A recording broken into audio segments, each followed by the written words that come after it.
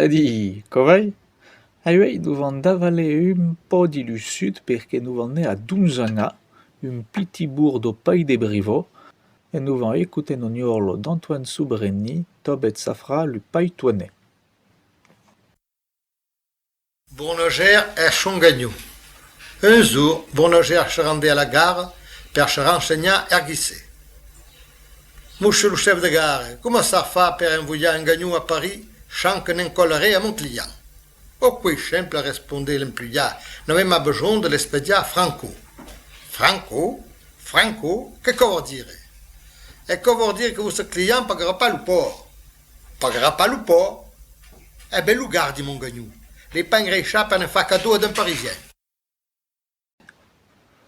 E per n'en écouter d'autre, prudetu te Toinet, Toanet, sur l'obiesso.